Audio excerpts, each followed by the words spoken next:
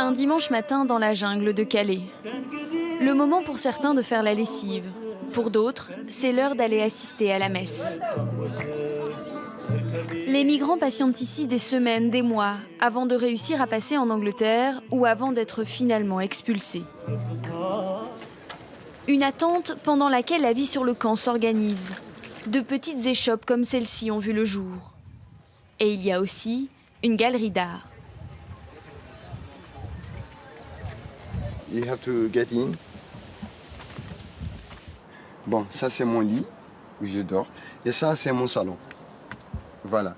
Et ça c'est les plumes de pan que j'utilise pour faire dans mes dessins. Alpha a quitté la Mauritanie il y a 10 ans et habite dans la jungle depuis 8 mois. Il s'est construit un chez lui ici, dans cet endroit qu'il n'a pas choisi. Son art lui permet d'exprimer ses frustrations. Bon, là c'est un oiseau qui cherche où refuser. Il n'y a pas d'arbre, il n'y a pas où se réfugier. Il est toujours en train de s'envoler. J'ai pris cette image pour représenter moi et tous les réfugiés qui sont là. Et ça, c'est David Cameron, ce qu'il avait dit sur les réfugiés.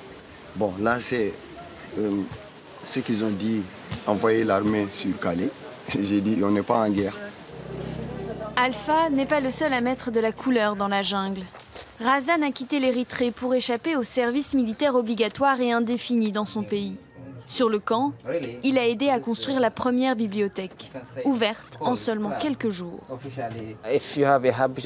Si vous aimez lire, les livres vous procurent un plaisir immense. Ils vous permettent de vivre à travers eux. Revenez dans 3 ou 4 jours, vous me verrez.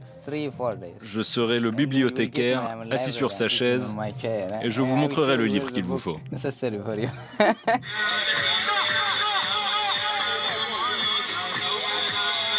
Pour soutenir les migrants, Nana et son mari viennent presque tous les jours, et jamais les mains vides. Ils ont déjà apporté un générateur, un routeur internet et des enceintes pour le camp. Peintre elle aussi, Nana a lancé un nouveau projet, l'art dans la jungle, pour que des artistes extérieurs viennent rencontrer les migrants. Notre but, c'est qu'ils viennent ici, qu'ils fassent des choses ici, avec bien sûr les personnes du camp. Il n'y a pas que la peinture comme art, donc il y a la musique, et on a pensé aussi à la danse, au chant, et on voudrait vraiment faire quelque chose de positif sur cet endroit qui est dramatiquement triste, quoi. Pour ses habitants, le camp est une prison à ciel ouvert. Dans l'incapacité de demander l'asile en Angleterre, sans refuge en France, ils se retrouvent coincés entre les deux pays. Pour contrôler la situation, Anglais et Français ont annoncé de nouveaux renforts policiers.